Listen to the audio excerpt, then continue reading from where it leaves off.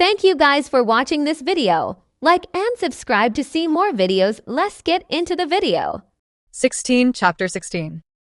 Satoru stood with his usual bright smile, completely oblivious to the deepening glares around him. Uchiha Fugaku let out a low snort. "Humph, you troublesome kid," he thought. "Just wait until we get home." That sentiment was silently echoed by everyone present. Whether they bore the Uchiha or Hitaki name, they all shared the same resolve. If I don't make him regret this, I'm not true to my name.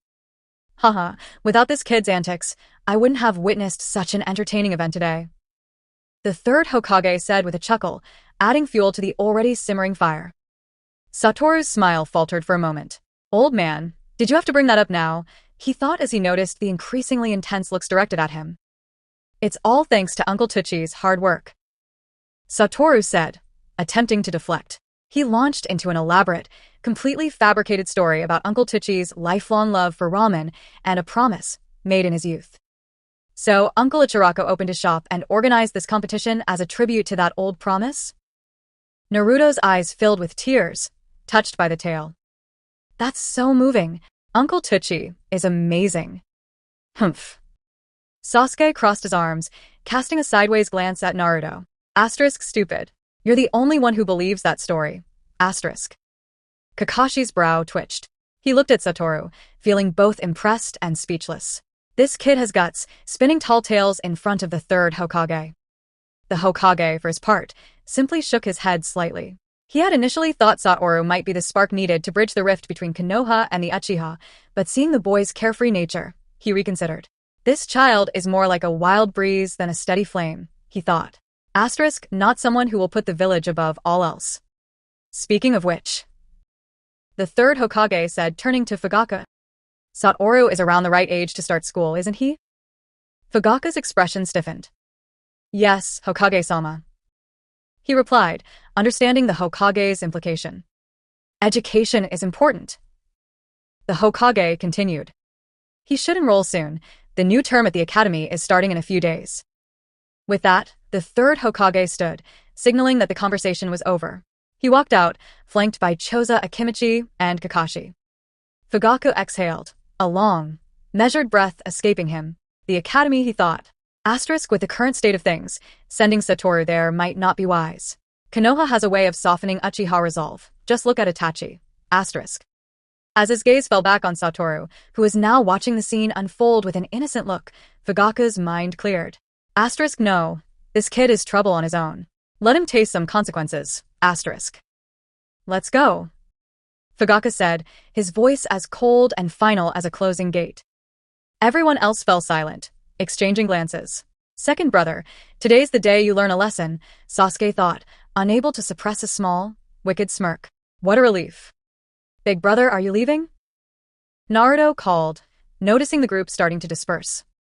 Yeah, duty calls. Everyone can't bear to be away from me for too long, you know. Satoru joked, half seriously. But come find me anytime. A little distance now is for more time together later. See you tomorrow, big brother, Naruto said, his voice earnest and hopeful. Back in the Hokage's office, Kakashi was giving his report. Based on my observations, the interaction between Uchiha and Naruto Uzumaki was coincidental. Satoru Uchiha helped Naruto a few days ago, and they became acquainted. Today, they met by chance and joined the event together. The third Hokage nodded, considering the information. What is your impression of Satoru Uchiha? He asked. Kakashi thought for a moment. He's an unusual child, not like the typical Uchiha. He enjoys interacting with people and seems to have a knack for drawing attention. However, he may not be as naturally gifted as some might expect. The fact that he always wears a blindfold suggests his eyes are damaged or impaired, making him less dependent on visual jutsu. The Hokage's eyes narrowed thoughtfully. And yet, he still demonstrates strong perceptual abilities? Yes, Kakashi said. He's perceptive and clever, though not in the way one might expect from an Uchiha. The third Hokage leaned back in his chair, pondering. Asterisk, a different kind of Uchiha, one who engages rather than isolates. Perhaps there is more to Satoru Uchiha than meets the eye. Asterisk. 17 Chapter 17. Can't use the Sharingan, can he? The third Hokage's brow furrowed as he fell back into thought. The next morning, Sasuke pushed open the door to Satoru's room, only to find it empty. His eyes narrowed as he scanned the vacant space. Where did he go? He muttered. It's enrollment day today. He wouldn't just run off, would he? He considered the possibility of his brother sneaking away to the South Street dim sum shop again. But Uchiha Satoru was neither exploring the streets nor shirking his responsibilities. Instead, he found himself in the dimly lit hall of Naka Shrine, standing before a stone tablet that had been passed down through generations of the Uchiha clan. So this is the stone tablet modified by Black Zetsu? Satoru's eyes glimmered beneath his blindfold as he inspected the tablet with the aid of his 6 eyes. The surface of the tablet seemed ordinary enough, but through the layers of perception afforded by his unique vision, he discerned something remarkable. This tablet, originally left by the Sage of 6 Paths as guidance for Indra's reincarnations, had been manipulated by Black Zetsu to drive the Uchiha down a dark path. The altered text spoke of combining the powers of Uchiha and Senju to achieve a greater strength, an idea that would seed conflict for generations. The original intent was a lesson on unity, a far cry from the version that now stood before him. A wicked smile curled at Satoru's lips. This tablet has fooled too many, he thought. Time for a little mischief. With a deft use of his magic-infused chakra, he modified the second half of the inscription. What should I write? He mused aloud, tapping his chin playfully. Uchiha, warriors of love, the Uchiha of compassion. His grin broadened. Who will be the first to find this little surprise? After replacing the altered stone tablet, Satoru heard a familiar voice echoing through the shrine. Looks like my break is over, he thought, suppressing a sigh. Yesterday's events had earned him a proper scolding, and now he was expected to march off to school like a diligent student. Does school really suit someone like me? Satoru mused. Asterisk being a teacher would make more sense. I'd be great at teaching others the important things. Asterisk. Emerging from the shrine, he found himself face to face with Sasuke, who was scanning the area. Jo, Sasuke. Satoru called, waving cheerfully. What's up? Miss me already? Sasuke, accustomed to his brother's antics, didn't bat an eye. Father said not to forget today's admission. He said coolly before turning away. Ah, so cold. Satoru mock-sighed. My little brother is growing up and getting rebellious. It's heartbreaking. Sasuke, already walking away, caught the faint, melodramatic tone of Satoru's voice and rolled his eyes. He kept moving, resisting the urge to respond. The playful air around Satoru faded as he turned serious. He quickly gathered his things, preparing for his first day at the academy. Well, at least Sasuke made sure I didn't push things too far this time, he thought. Asterisk still, if you're going to force me into this, Dad, 3rd Hokage, you better be ready. The academy is about to get interesting. Asterisk. 18 Chapter 18. Wow. He's so handsome, whispered a girl, eyes wide as she pointed at the white-haired boy across the courtyard. Did you see him? He's got that mysterious vibe with the eye patch and everything. Another chimed in. I wonder what class he's in. A third girl added with a hopeful sigh. Imagine seeing him every day. We should go ask his name. Someone suggested, giggling. The hallways of the Ninja Academy were buzzing with chatter, but Satoru, the center of their attention, remained oblivious as he wandered the halls, looking for his assigned classroom. Pfft, what a show-off. A voice cut through the whispers, harsh and dismissive. The speaker was a fellow freshman with bright yellow hair. His eyes narrowed at the attention Satoru was getting. Why him? He thought bitterly. Just because he looks cool? He clenched his fists as he watched the group of girls fawn over the newcomer. This is a ninja academy, not some stage for popularity contests. Why do you have to be so rude? One of the girls snapped at him. He hasn't done anything to you. You're just jealous. Another chimed in, crossing her arms defiantly. The boy's face turned red as he muttered. Whatever. He turned on his heel and stormed off, unable to hide his frustration. Meanwhile, Satoru finally found his classroom, Class 7. He glanced up at the sign and walked in. The room was filled with a chaotic blend of chatter and laughter, the kind of noise that only children could make. The second Satoru stepped inside, he felt a wave of regret wash over him. Is this my punishment for all those pranks? He thought, feeling a headache form. 3 years in this environment? Not a chance. Not even one day if he could help it. Graduating early is my only option, he decided swiftly, formulating a plan on the spot. Determined, Satoru turned on his charm to maximum effect. By the end of the day, he had won over everyone from the seasoned 50-year-old instructors to the youngest 5-year-olds. Even the yellow-haired boy who had glared at him earlier ended up laughing at one of Satoru's jokes. As the day ended, teachers marveled at the boy's behavior. I never expected an uchiha to be so friendly and warm. One instructor commented, "It's a pleasant surprise." Word of Satoru's remarkable first day made its way to the Hokage's office. The third Hokage listened intently, his brows raised in disbelief. Is this really the same boy? The reports of his friendly, cooperative demeanor were in stark contrast to what he'd been led to believe. Perhaps there's more to this child than I thought, the Hokage mused. If he can build bridges with others, maybe he could be the key to easing tensions between the Uchiha and the village. Little did he know that Satoru's motivation was much simpler. I, Satoru, do not want to stay in school. Returning to the Uchiha clan grounds, Satoru made his way to the training area and spotted Sasuke. "Jo, Sasuke," he called out cheerfully. "Second brother?" Sasuke looked up, dirt smeared across his face from an earlier mishap with his shuriken practice. Did he see me fall? Sasuke's eyes darted with embarrassment and curiosity. Why is he even here? What are you doing here? Sasuke asked, trying to sound nonchalant. Just stopped by to check on you after school, Satoru said, waving off the question. The truth was, he had come to practice shuriken himself.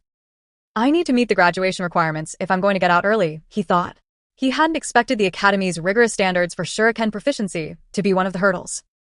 Are they serious? Satoru pondered. Is this really how they measure a ninja's readiness now? It seemed restrictive and overly structured.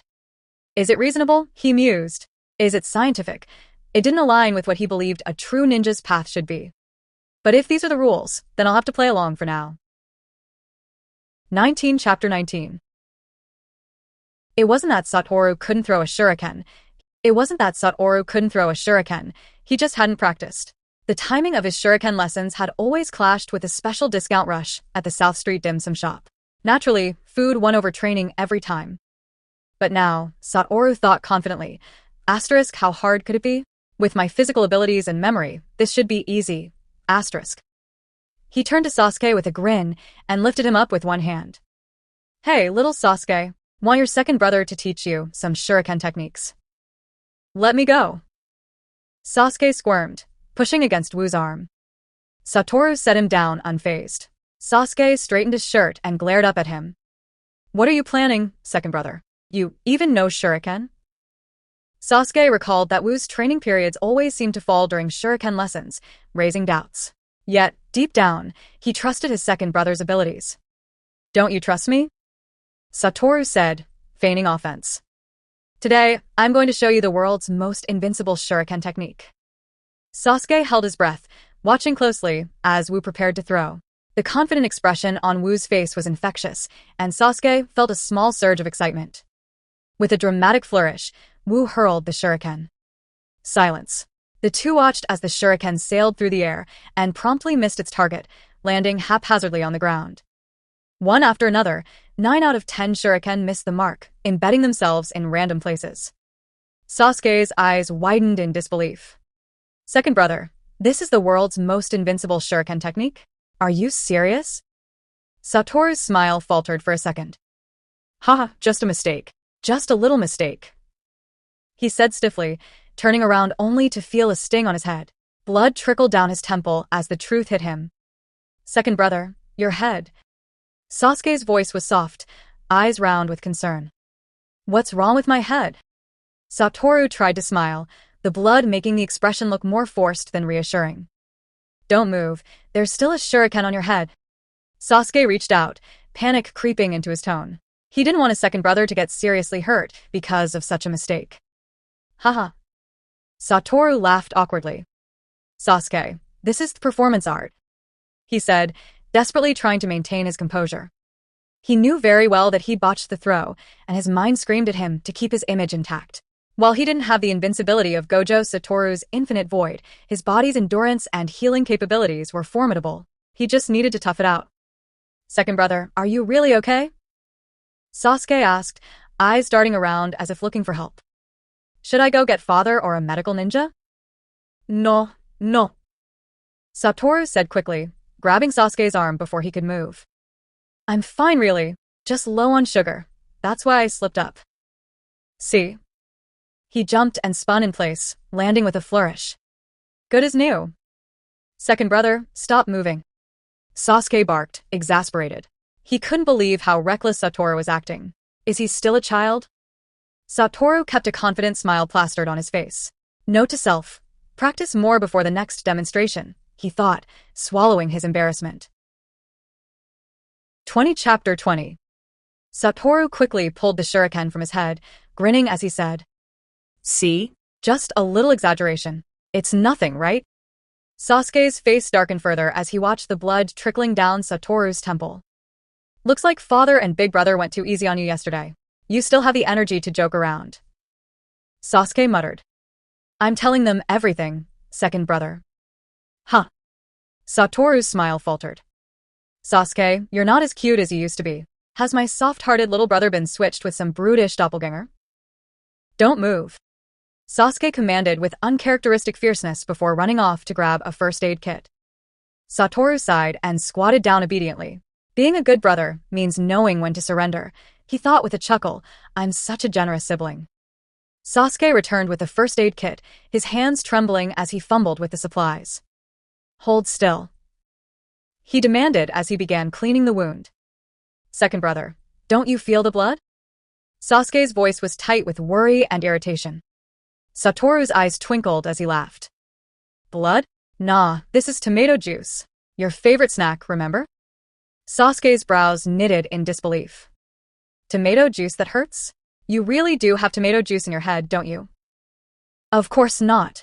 I can't stand tomatoes. They're sour and bitter, not sweet at all. Satoru said, forcing a grin despite the sting of antiseptic. Now, three-color dango. That's a different story. Tomato juice isn't worthy of my handsome face. Sasuke's lips twitched as memories of the past surfaced. One time, father had given them tomato seedlings to grow, saying, asterisk. Take care of these tomatoes as if they were yourselves. Water them, give them sunlight, and nurture them well, and they'll grow strong and bear fruit. Even Satoru, despite his mischief, had watered his plant religiously. But while his plant grew big and lush, its tomatoes were infamously sour. He'd even tried using ninjutsu to secretly swap fruits with Sasuke and Itachi's plants. In the end, everyone found out and he couldn't live it down.